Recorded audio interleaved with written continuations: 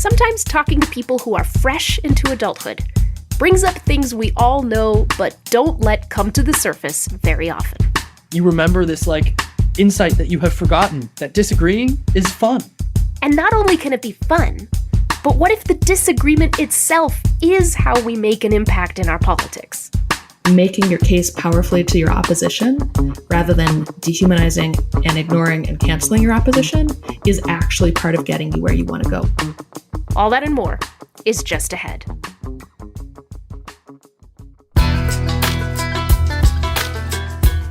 Welcome to A Braver Way, a show about how you can disagree about politics without losing heart. I'm Monica Guzman, your guide across the divide. And I'm here to help you hear and be heard by people who confound you. Across this country, we are proudly conservative, liberal, independent, or just ourselves. And we don't want to be at war here. We want to be at home. So strap in, because it's time we learn how to turn up the heat, turn down the fear, and get real about things that matter with more of our fellow Americans than we thought possible. Hello, everyone. Welcome back. I know things are wild out there. I know the political volume feels like it's getting turned up and up every day. Today, we are going to talk about a piece of American life that right now in the middle of summer anyway, feels eerily quiet. An institution for learning and growth that just a few months ago was as loud and agitated as anyone's seen in 50 years. That's right. Today we're talking about how you really can disagree passionately and productively about very political things on the American college campus, and what lessons that holds for everywhere else. So what better way to get schooled on this, I say, than with a student? I met my guest today in an auditorium at the University of South Florida in the spring of 2023. He was a senior then, undergrad. There to moderate a discussion on political polarization in college and beyond, featuring a professor, Dr. Sam Rechek, and myself. Sharing that stage with Sam Rechek, while he toggled between us panelists and the audience, two things became clear to me. One, this was not his first rodeo. He was more fluid and confident, taking on some powder keg topics than a lot of moderators twice his age. But two, and more important, when people brought up challenging ideas at that event and after, he knew how to listen. But really actually listen. And later I learned where he learned it. It wasn't a class. It wasn't a professor. It was a new weekly ritual he built up on campus with a team of liberal and conservative students who, like him, had had enough of fear, silence, and separation, and wanted to do something about it. Coming into college as a freshman with conservative views on a liberal-leaning campus, Sam already had an idea of what things might be like. I knew what I was getting into when I came to campus as a political science student. I thought I might see self-censorship. I thought I might feel the tug of self-censorship. But I guess I maybe naively, but hoped that my campus would be different. That first year, Sam remembers sitting in a philosophy class when the topic turned to climate change. And the general consensus was that the U.S. government needs to be doing a lot more to counter the effects of climate change. And this one student expressed a view that was not really that opposed to it, but questioned some of but what about the need for what about the jobs that might be hurt? I think he expressed just like a general free market concern about too much government involvement in market mechanisms. Something a little more from the conservative side, if you were to map it. Right. And the rest of the students in the class just jumped on that. They took the worst version of his argument and attacked it.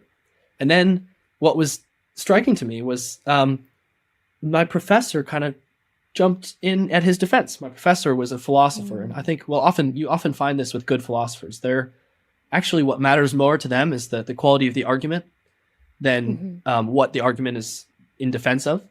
So he stepped in the student's defense, and I thought that was that was something special, but the professor's attempts at, giving him a shot in this discussion were drowned out by the other students in the classroom. This student's name was, I think, Chase. And I went up to him after class and I was like, Chase, how did that make you feel?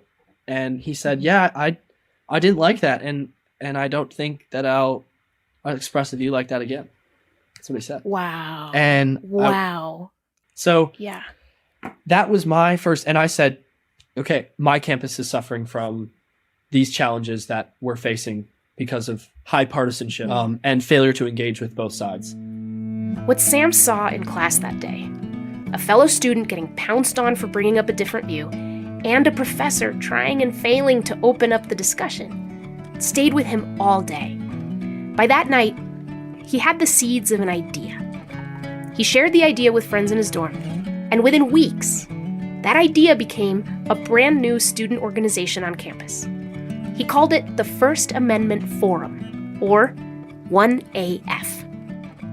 At its core, First Amendment Forum is a student organization dedicated to providing a discussion space for students in accordance with the principles that are behind the First Amendment, and the principles of free expression and civil discourse. That's what we did. So the core of the mission was advocacy for the First Amendment and its principles by putting them into practice with civil discourse each Wednesday. There was a discussion meeting. Every single Wednesday. Every single Wednesday. Yeah. Okay, so let's paint the picture. I'm joining this coming Wednesday's First Amendment Forum meeting. I'm a little nervous, but I've got a friend telling me, let's go check this out. So I show up.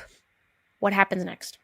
Well, the first thing to note is that your friend probably wanted to check it out because they heard that there was free food.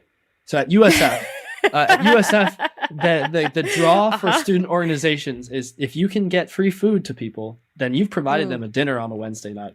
And I saw a poster for it. Yeah, that said like free speech, free people, free food. Free food. I think I saw that on one of your posters. I am so proud of the team that succeeded me. That's an innovation. We never thought of that. That was a tagline that was an innovation this past year. Very effective. And this will probably come up multiple times, but I am so nostalgic for that kind of thing. These like little tweaks and the trying to draw people in. So it was so meaningful. It was so much fun. So the events work like this. Students who show up get put into small groups where they do a couple of warm-ups. First, they share their names and a hot take. And it can be any kind of hot take, but it's just trying to make people comfortable with sharing things that are maybe a little bit less, like commonly held views. But everyone's got hot takes. I mean, pepperoni on pizza, or like I was just thinking pineapple on pizza. Close, pineapple on pizza is such a safe one. Then digging a little deeper, but still in warm-up mode, 1AF organizers introduce what they call the 5-minute topic. And it's something silly that comes up. Like there was a time when that 5-minute topic was, our foot fetish is weird. That was the 5-minute topic for one of our meetings. Oh my gosh. It's completely that the goal was to have a topic that was completely separated from political ideology whatsoever. So you could just exactly. And it's fun. And you remember this like insight that you have forgotten, that disagreeing is fun. Arguing, providing like reasons for people or for the views you have, and then finding that someone thinks differently and they have reasons and you find them silly. And you can call them out on their silly reasons. Like it's fun. It's so much fun. I want to pause on that because it almost sounds like you said something taboo, right? So often our disagreements that we think of are the terrifying ones. They're the really scary ones. And I completely agree with you. In my work, I've noticed that too, that it takes some courage to get sometimes into spaces where I love the way you put it, you remember an insight we've forgotten, which is the disagreement can be fun. Ooh. Yeah. Just pausing on that. Just highlighting that. And of course, I'm not so naive to say that it's always fun, but it certainly can be. And if we do it well, it's more likely to be fun.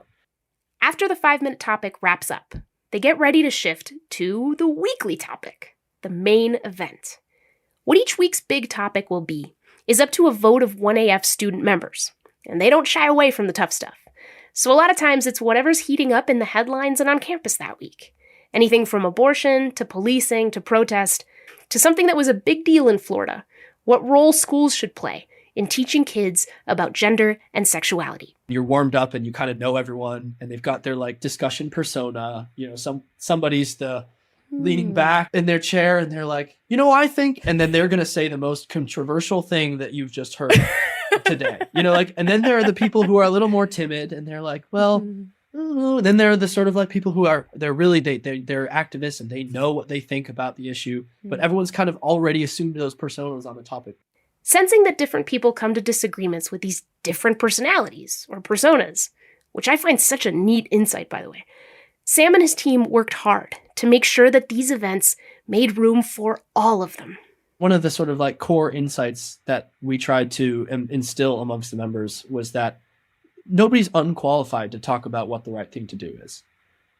So if you can try to find a way that people can enter into the conversation, they'll realize that this insecurity that I haven't read enough, I'm not qualified to talk about this, it's not as grounded in truth as they think it is. Yeah. And I love that you've mentioned now the second, controversial statement, I suppose, in some circles, the first being disagreeing is fun. The second being no one's unqualified to discuss issues that affect us as a society. Oof. No one's, certainly to discuss, the things that affect all of us as a society. Maybe I'm unqualified as a student to be in a position of implementation of those, the conclusions that we've reached. Maybe, there's a little bit more to that, but all we're doing is discussing it. Nobody's unqualified for that. So clearly First Amendment, free speech, I know because I've talked to you about this before, matters a lot to you. So this became the name and part of the heart of the First Amendment Forum. Why? That's right. And that's because the First Amendment is a part of our Constitution because of the philosophical ideas underpinning it. This idea that the search for truth is best pursued on the basis of a vast variety of competing perspectives. The recognition that in human life, there's a really close connection between being a person and having things to express. I think that's embodied in the First Amendment as well. So the First Amendment it's a paragraph of text, and it just outlines rights that Americans have.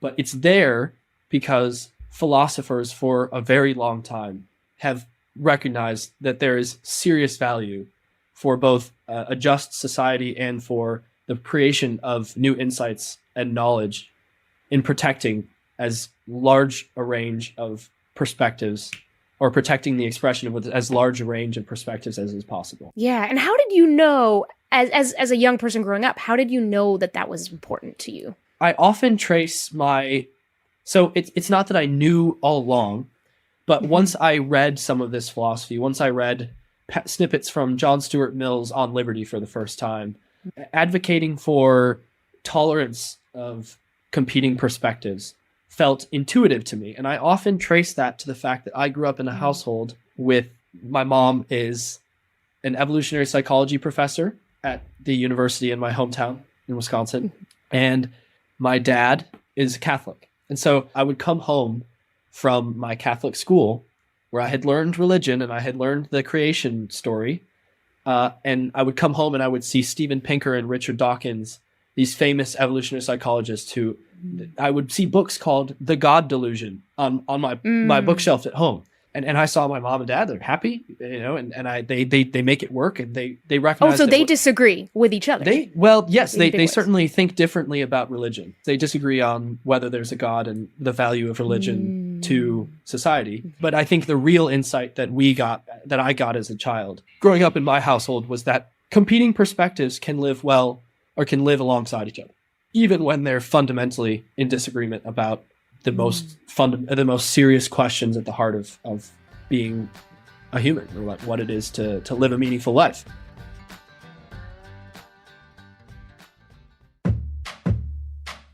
Before we move on, I want to tell you about one of our supporting partners.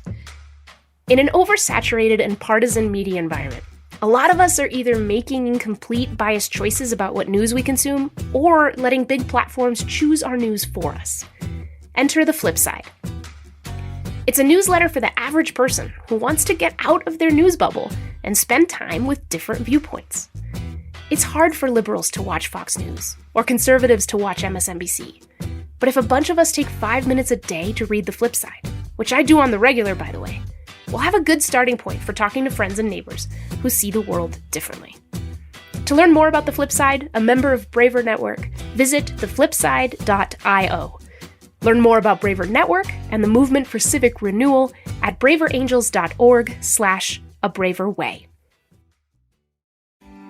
Get ready to experience an exciting and, yes, fun way to dig into controversial issues through our Braver Angels debates. Our special parliamentary format encourages good questions, ensures civility in disagreement, and strives for learning and better understanding for everyone. You've never seen a debate quite like this. Head to braverangels.org/events, select National Online Debate in the event category, and register for our next debate. We'll see you there. So back at the 1AF meeting, the small groups dissolve, and everyone joins one big conversation for the week's main controversial topic. And so everyone takes their chairs and they swing out into a large circle. And the small group was probably one of the better innovations that we introduced, because we started seeing that the large group prevented some people from feeling really empowered to share their views. Yeah, no, because it goes back to Chase, in a big classroom. It's like you're outnumbered and the number matters.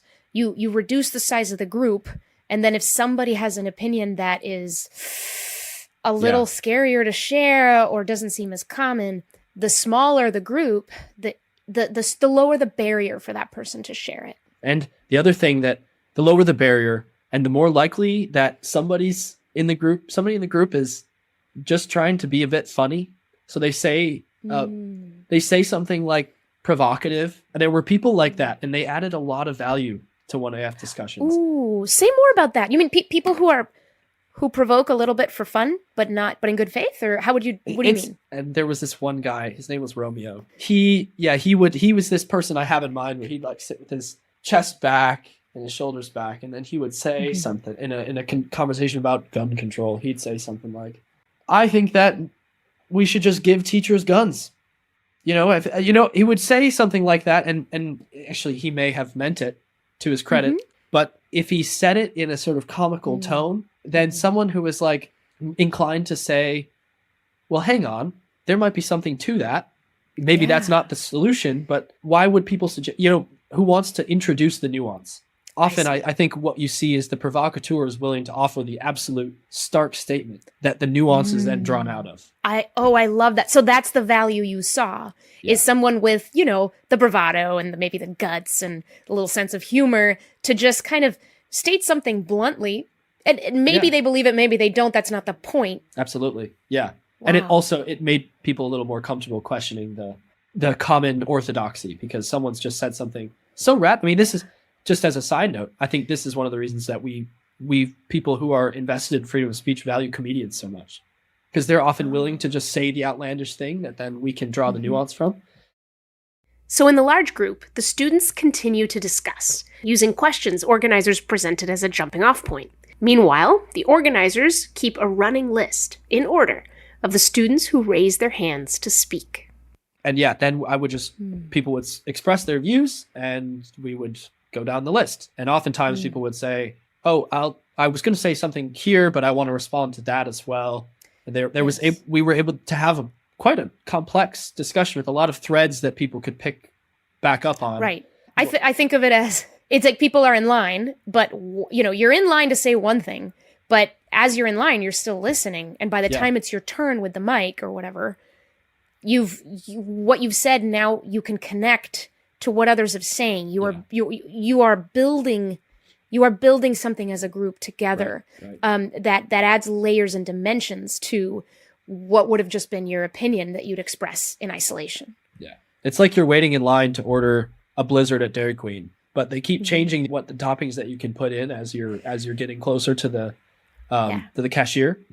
Or and then it's actually new things come on the menu, and now it's not just a Blizzard, but you can also order an ice cream cone, or so that sort of thing. And what I can't tell you how many times a student would say, "Well, I've pretty much what I wanted to say is basically what Andrew said, but I guess I'll just say this instead." And they would say something that they had thought Right. That was pretty cool. One thing I've noticed about, human brains is what we tend to do when we start to think together, because I think what you're describing is this beautiful magic of humans thinking together, is it's almost like a mega brain starts to form. And so what I've noticed for myself, at least, is if I'm in that situation and someone else has already said the thing I've said, my brain has already made it a priority to dig deeper so I can say something else. Isn't that and cool? so you're pushing people to dig deeper. Yeah, I just find that so cool. It is really cool. You might think that people in that situation the timid people especially, they would say, oh, well, what I've said has already been said, move on. And of course you did get that, like, once in a while, but way more often than not, people would say, well, what I've already said has been said. And then they would start to say it again, but find a new thread along the way. Do you think there's a hunger that builds? I want to pause on this because I think there's something really kind of beautiful here.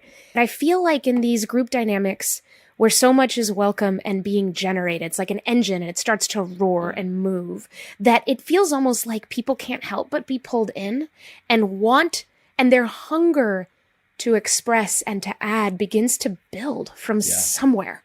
And so it's almost like it is almost like a swirling thing and you just are drawn to it. So yeah, you may not have the thing you wanted to say, but something makes you want to connect and to say and to contribute and to add. Yeah. What does that resonate with you? It 100%. It resonates with me a very great deal. I do think it's something like what you're outlining is probably at the core of every student and every human when they're talking about something that it's something they're curious about. And I also think that people in the right situation can be curious about a lot more than they think they're curious about. So there's that as well. But yeah, I think that there's a perception of students on college campuses that holds them to be closed off from discussion, resistant to talking about politics, hesitant to share their views, or like really staunchly committed to a position and unwilling to change their mind. And I just don't think it's that simple. And I especially I think that what I saw at 1AF meetings was that, truth be told, students actually hunger and yearn for like real productive discourse. What do you remember as being failures? So I mentioned that the people in the organization chose the topic each week.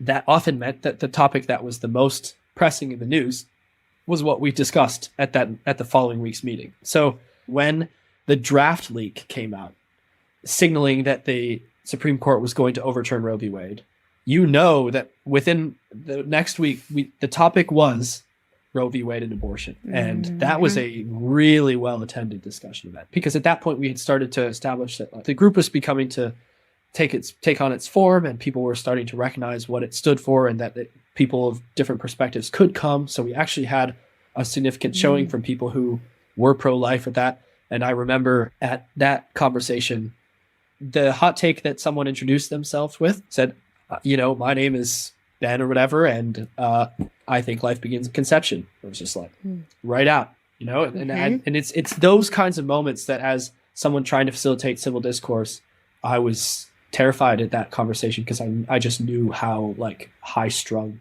campus was, that I thought it was going to break down. There was another topic that actually, I guess I would say it wasn't a failure, but it was such a near miss for the organization, both as like a discussion, but also as an executive board. I can't emphasize enough how hard civility is when the topic becomes one that touches your heart.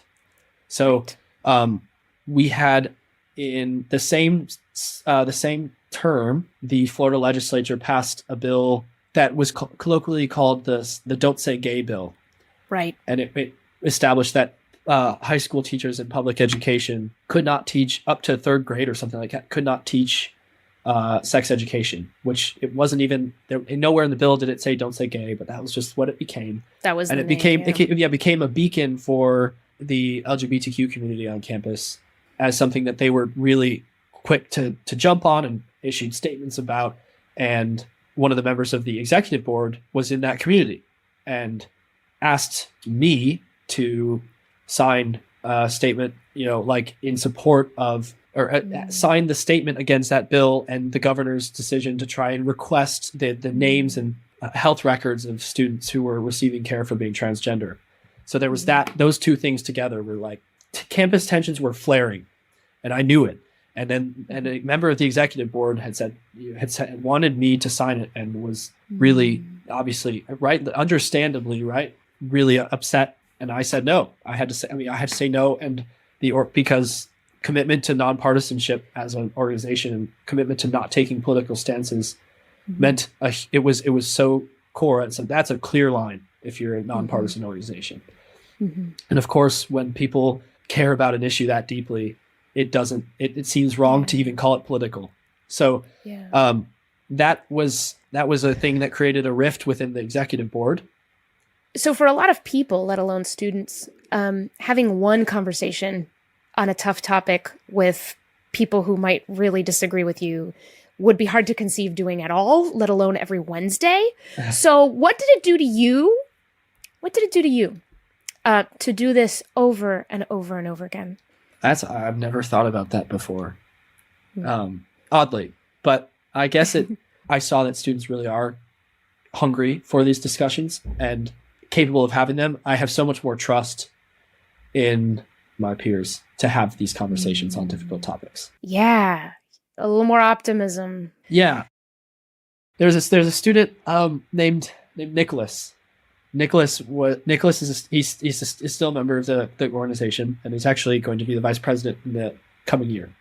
He started attending meetings, and people disagreed with most of what he said all the time. He was conservative, but he was so open-minded, at least in the discussions. I don't know how many times I saw him change his large superstructure of views, but he would happily cede things to points in thick of discussion. So he would always be willing to say, "Oh yeah, I'm inclined to, I might agree with you on that, but still, I think this larger thing," because he had pretty firm convictions, and they were socially conservative convictions.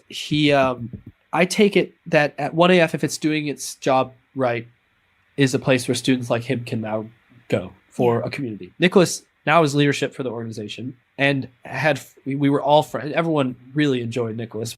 It's easy to think that that's a bleak world, but in the right settings, students can provide. I mean, as a student, I was so overcome by optimism about the possibilities for the future of civil discourse because of the leadership there. I don't know about you all, but it was pretty refreshing to hear someone who spent so much time in the heat of political disagreement say that they're overcome by optimism about how we can do it better. But there are two critiques I hear a lot that are worth bringing up here. Sure, we can sit around and talk, but some of us want to make real change in the world, is one of them. The other is kind of the opposite. There's no way I could talk to those angry, disruptive activists that I see on TV. Here's what Sam had to say when I brought this all up. So, yes, and one thing I think I would suggest to people who are worried about that problem. If you're worried about that problem, what about the students who aren't ever going to change their minds? You're not that student. So then you can take them as those provocateurs that we saw in 1AF and take them as offering the stark position that you can then draw the nuance from, as I think we put it. So you won't reach everyone. That I think is something that needs to be said. I've mentioned already that civil discourse is really hard. We can think of the space as being occupied by a multitude of positions, and theirs are the ones that are clear. You know exactly what the position is, and so you can then see what's good in it and draw as much value out of it as you can. So I suppose that would be it's a bit of it's bittersweet, right, as a recommendation for how to engage in the conversation, because it does acknowledge that some people won't have their minds changed. But we see this. I mean, we see this a lot in our families. Some aunts and uncles, some grandparents are just there are some things on which people just won't change their minds. And I honestly, I might even be inclined to say that that's good. Maybe dogma has a place. Some people won't have the commitment to your values, and if your values are sort of like pluralism and viewpoint diversity, Mm-hmm. Some people are more naturally inclined to see it as an intuitive idea than others are. And part of valuing pluralism in a democratic society is valuing pluralism of hierarchies of values too. Right. Yeah, it's not necessarily that we don't share our values, but we rank them in a different order for different issues. And there's still ways to be curious about that. I mean, what you're laying out is just the complex diversity and range of views that just exist. We can deny them. We can deny that some of them have stronger opinions than others. We can deny that, look, like the only person who can change my mind is me. So you want to influence me? You got to speak so I can hear you. And that's one of the toughest categories of skills to learn or even want to learn, given the urgency of issues out there. I think a lot of student activism that we see right now is an expression of the sense that things that are really important are happening. And if civil discourse is practiced right, it's a way for students to then feel like they have done justice to the importance of an issue. Protest is an effective way to do that too, I think. I mean, that's why protest is, so that's, I have nothing against protesters, but I think a lot of people looking on might maybe worry that, what are these protests doing? This is pointless. Right. And to the extent you think that, civil discourse is an affable alternative because it allows students a place where they can, by finding their way into the issue and hearing others who disagree about the issue, they can start to give or do the issue's importance justice.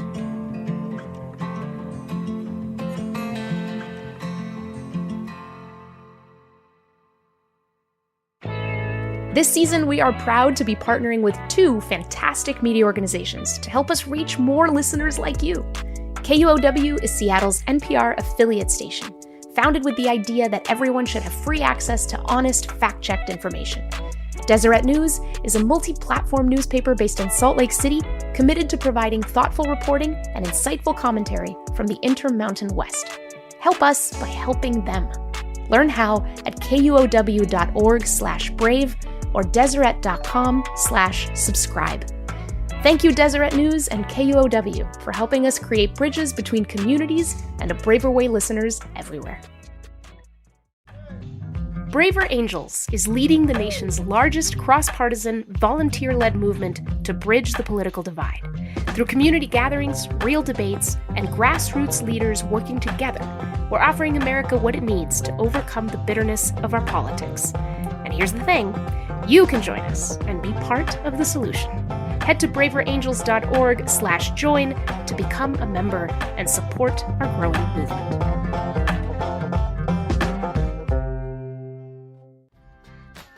Sam's experience with tough disagreements on campus brought up a bunch of ideas and strategies, not just for higher ed, but everywhere. To unpack it all and how it might sit super broadly with liberals and conservatives, I want to bring in my friend and political red to my blue, April Lawson. Hi, April. How are you today? Hello, I'm good. How about you? I am doing good. We just heard from Sam Rechek, who was a student at the University of Southern Florida and did some incredible things to get students of different political persuasions to actually talk to each other. It can happen. So let's start with favorite moment. What stood out to you? Oh man, it's obvious for me, which is disagreeing can be fun. I loved that. I was like, yes, no one understands this these days, but it's so true. I love that he said that too, and I had that down as my favorite moment. Oh my gosh, really? I did. Well, because it feels so controversial to say, but it's true, and we don't need to be ashamed of it just because sometimes disagreements are painful. Mm-hmm. They really can often be very fun, and that's a reason to try to have them more. For sure. So, okay, let's move to our next question. As a red you and as a blue me, what do we think our sides are good at or not so good at when it comes to these strategies?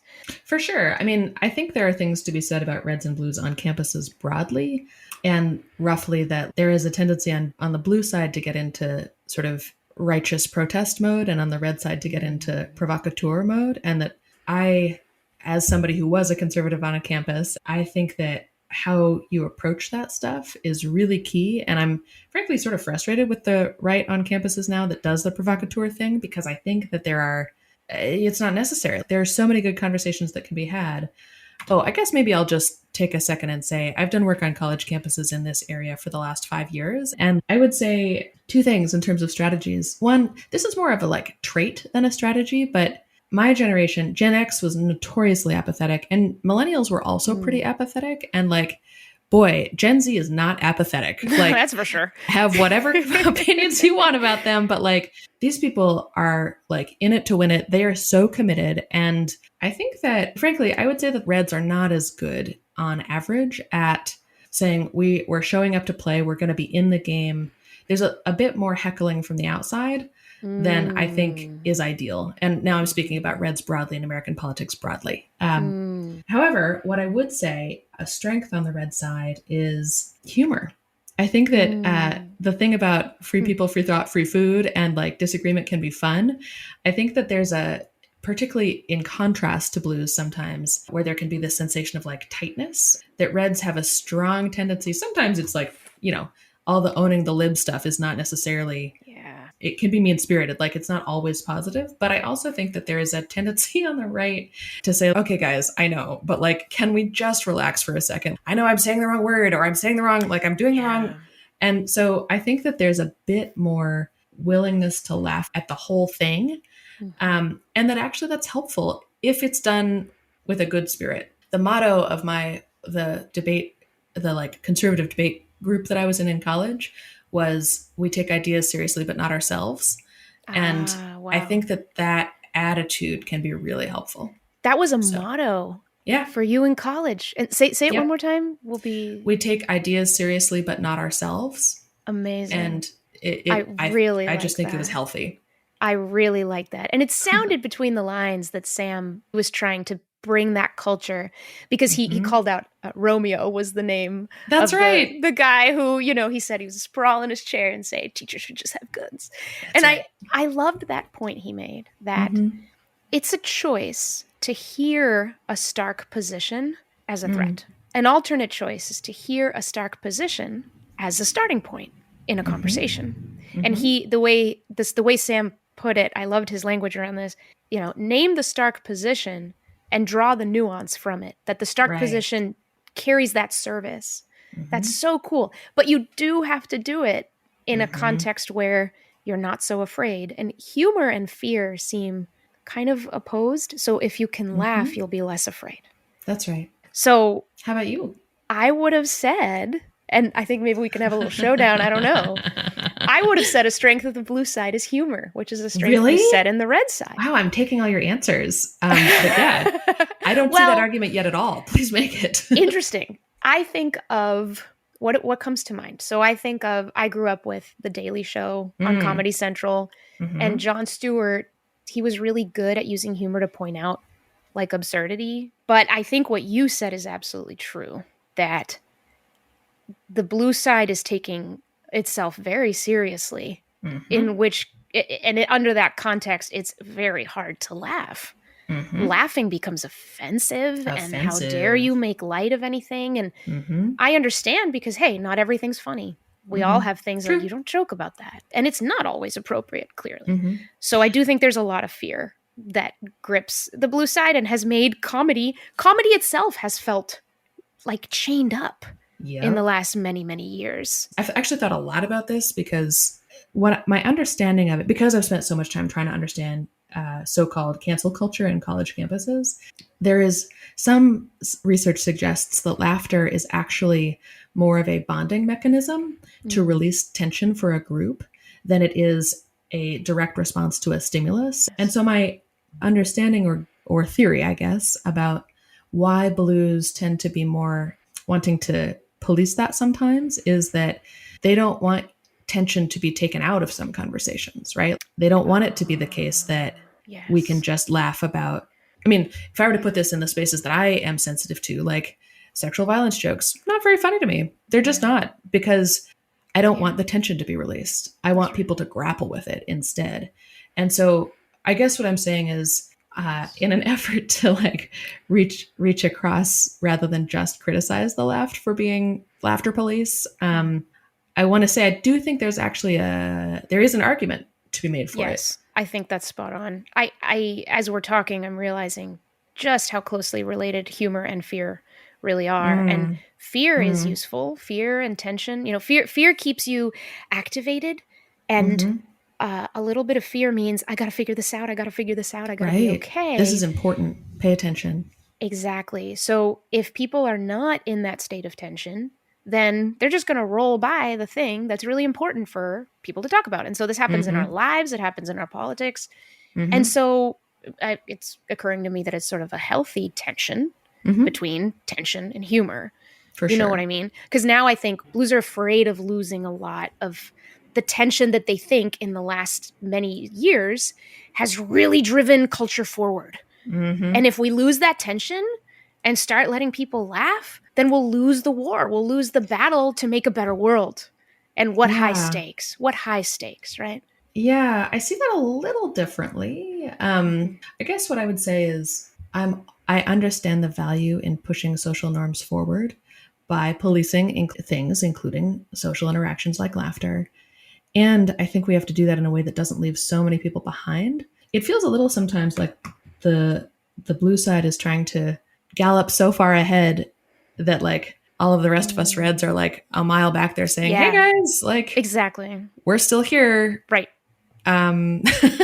Yeah. Which, brings us back to the driving question of this episode is about liberal and conservative students and how they could disagree better on campus. And the future. At USF, at many, not all, certainly not all, but at many college campuses across the country, the blue side's got the dominant culture. Oh, yeah.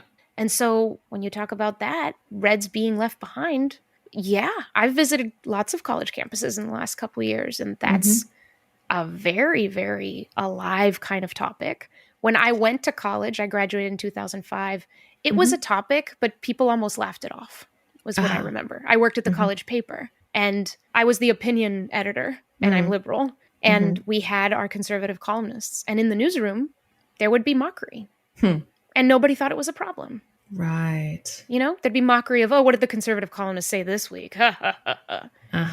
So that is that what we want? If I could go and talk to myself, with what I know now, I'd have some words.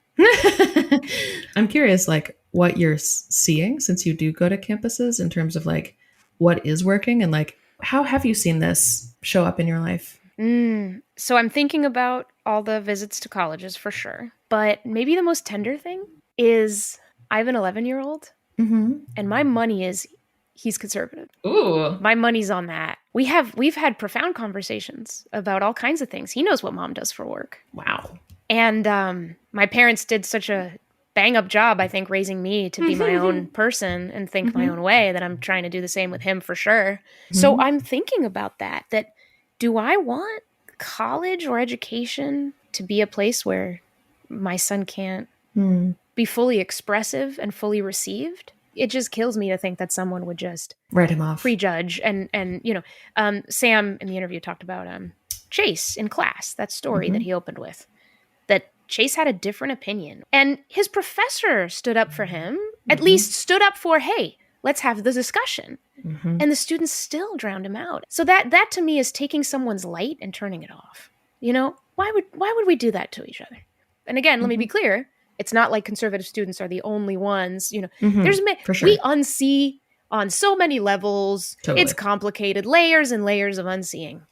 So I just think of that. You asked about strategies.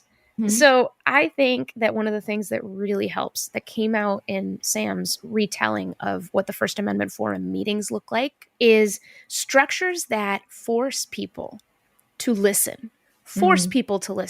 So you're familiar with these because, a lot of the Brave Angels debates and other things that you've worked on follow these kinds of things. But he talked about how people raise their hands and he writes the names down on the board and you go in order. And so you're being forced to listen, not just to the room, but to yourself. You have to listen to your own thoughts, become more conscious. What am I actually trying to say?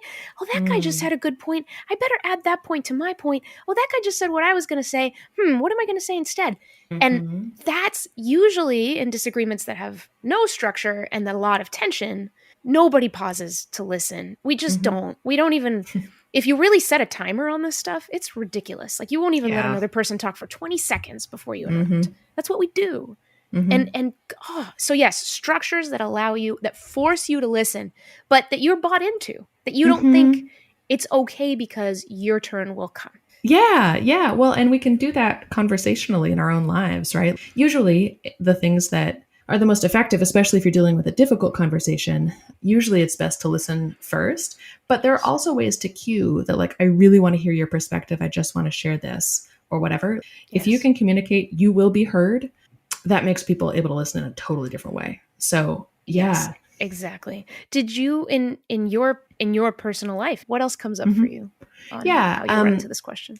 So I think about depolarization on college campuses way too much. Like, I think about this like all the time. And I would say a couple things. The first is that I care about college campuses and the polarized dynamics there, partly because I think they have an outsized influence on America, on like American polarization. So for example, I interviewed and would also talk to single issue Trump voters in the first Trump election who were voting specifically because of what they perceived as cancel culture. I think that the parts of the right wing that I don't align with right now exist in reaction to this perception that you can't even use words anymore without somebody declaring you a deplorable or some sort of other horrible human being. So the speech policing dynamics on campuses feed this broader understanding of our world where, frankly, not only conservatives, although especially them, but also older liberals will often tell me, I feel like I can't even talk. Like, because what happens, right, if someone says, you can't say that, or you can't say this way, is that somebody who's been putting their best faith effort into saying something sincere and the right way, if they get, yeah, but you said it wrong, what they'll often do is say, great, all right, fine, you're going to reject me? I'm just not even going to try. Like, you're going to hear my real thoughts now. And frankly, I'm going to rebel against your social control by saying something even more offensive to you. And there's a thing that happens that is bad for everybody. And there's this outsized power that this story about college campuses has on, like, it sometimes feels like our whole country is like in the grip of this. And President Trump and other people like him sort of use this to like dominate the media cycle and all of this stuff. The truth is that on most college campuses, most of the time, the discourse is much better than what we see in the news. But the media covers the bad stuff, right? That's right. And so I don't know how to change that narrative, but I think we can change things on college campuses themselves. Yes. The other thing I would say is that I really like activists because, again, I grew up not liking apathy. And so activists care, man, right? Like whatever side, they care. The tricky thing is for people in our space, right? The let's talk to each other, let's not just defeat each other space, is that those folks often say, yeah, that's fine, but I want to actually change society. I want to rectify an injustice. And what I have learned from working with college campuses is that you have to speak the language of the person you're talking to. It's not realistic to wait for them to learn your language. If you want to be a leader on this, which I think all of us have to be, anyone who's listening to this podcast, you're on deck for this. If you want to be a leader on this, you've got to be willing to like be the one to switch into the other person's language. Yeah. And then particularly for young people, although I think this actually applies to a lot of folks, but particularly for young people, it's all about social change. For those folks, you have to be willing to speak their language and you have to help to like bring them into the idea that making your case powerfully to your opposition rather than dehumanizing and ignoring and canceling your opposition is actually part of getting you where you want to go, which it is, right? Because of what we were saying earlier, that if y'all blues just run on ahead with your social norms and like leave us behind, the world is not going to change in the way that you want. Exactly. And so speaking into that worldview, I think is really key. When you were describing that dynamic where there's a right way to say a thing And so someone comes in and is giving it a try and is trying to say it the right way, but then is kind of punished because it wasn't perfect and then not heard. The dynamic where that person doesn't just say what Chase told Sam, I just won't speak up again. Where it's actually, oh, no. I see how it is. Yeah. And I'm not going to be turned off like a light. And now I'm going to be out here, and I'm going to build an identity from being out here. Exactly. I'm going to build an identity from hating you and your stupid rules. If the point is to use the beautiful dynamic of persuasion to help each other actually change our own minds about things that we see now better than we used to because we're exposed to different perspectives that have illuminated our own. Like that's how any real change happens. For sure. Well, and one hopeful note, just to wrap, is that I have been on so many college campuses, and I swear to you, there is a Sam on every campus. In fact, there are several. There are people on every campus who want to make this change, who want to like lead in this direction. And so I think the older generations often despair of the kids these days, but actually they're great. They are. We just have to set them up to help them create a social world where they can speak. Yes, it's how can we set them up? But it's also, it's not an us versus them, you know? Nope. Like young people set themselves up. We all set ourselves up. Just let's make sure that we don't create institutions and conventions and sets of habits that make a Sam feel like no, this isn't going to work. I just won't do it. Right? So like let's all create the conditions where people can do this because they are hungry, April. You're absolutely right. My goodness. Is to your point about the narrative out there about college campuses being these like chaotic cesspools, completely wrong. And I loved what Sam said. Like, what if we take the protesters as well? Those people's ideas are clear. Let's use them as starting points. Yes. You know, to have the conversation and to bring out the nuance. Like, what if we did that? So, okay, well, wonderful. Thank you so much, April. And you. And just my love goes out to all the college students out there and just young people who are fighting the good fight. So to everyone, thank you, but especially those folks. Definitely. Keep going.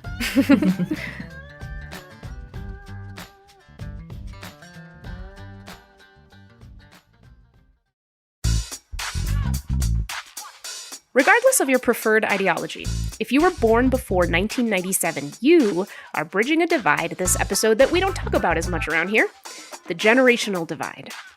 Confession, I find generations absolutely fascinating. In one of my first journalism jobs, I got to interview Neil Howe, a big generational theorist, and I geeked out. I was in my early 20s and a millennial, the object of much generational speculation at the time.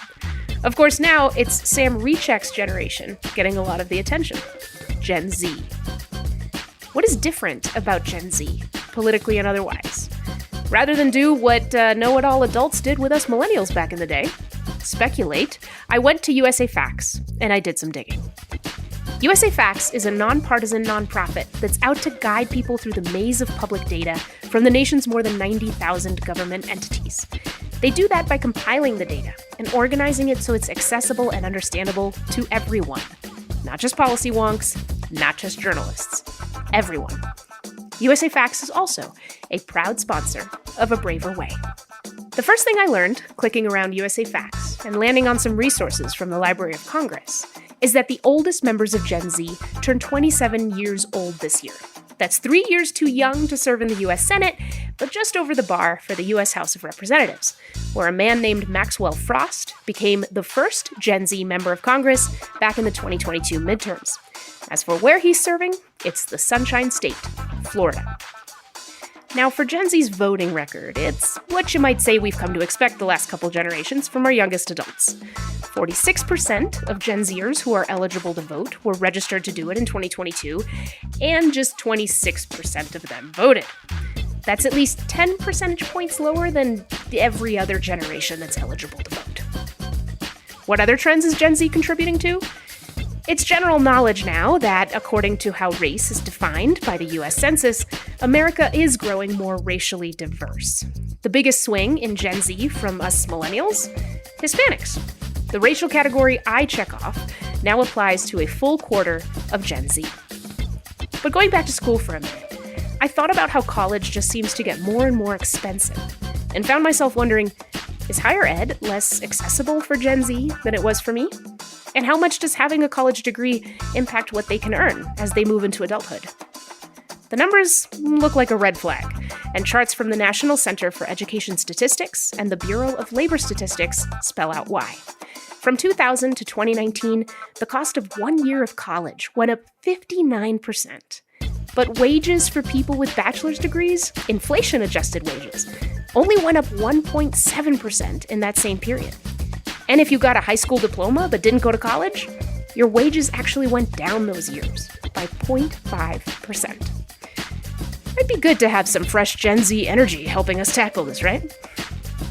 Thank you, USA Facts, for the quick data plunge. Sam Rechek is now a USF graduate on the lookout for his next step. When I asked him what he wants that to be, he told me he wants to channel the experiences he's had and the skills he's built to, as he put it, improve the quality of our politics for the years to come. How does that sound? And hey, if you happen to have a lead for him, reach out to us. We'll let him know. Meanwhile, I guess I can say this for myself. If campuses around the country bust out again this fall with tension and agitation about the issues challenging so many of us, if I see and hear in the news a sense that it's all a mess, that it's chaos, that it's hopeless, I'm going to wonder where the Sams are, and the Romeos, and the Nicks, and the Chases, and what I can do to give their stories a boost. With that, I am ready to send you brave souls back to your worlds with a song. It's called The Sound of Us by Lynette Williams and Nicholas Zork, and it was a 2020 entry to the Braver Angels Song Competition. Take a listen.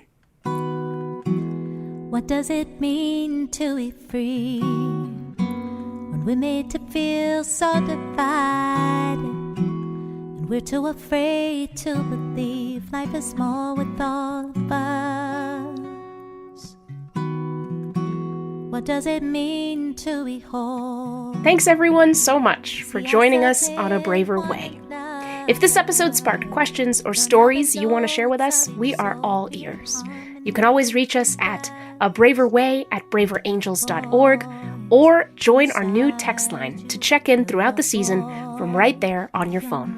To get started, just text the word BRAVE to 206-926-9955.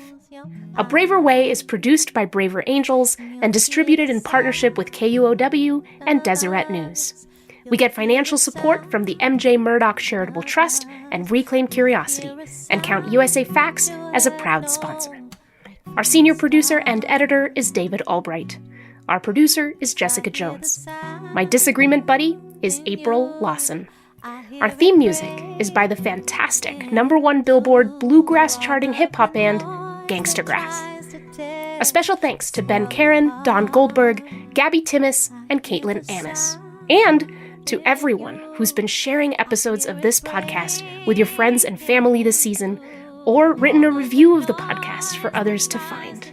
That has been wonderful. I'm your host and guide across the divide, Monica Guzman. Take heart, everyone. Till next time. Braver Angels is the nation's largest cross-partisan volunteer-led movement to bridge the political divide, and the organization that produces this podcast. And here's the exciting part. You can join us in our mission to overcome toxic polarization and strengthen our democratic republic.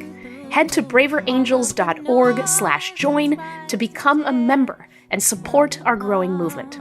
And let them know A Braver Way sent you.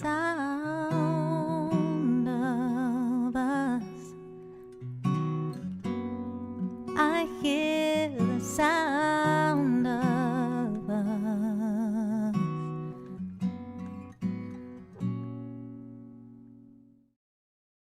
And now, a little more about one of our two fantastic media partners.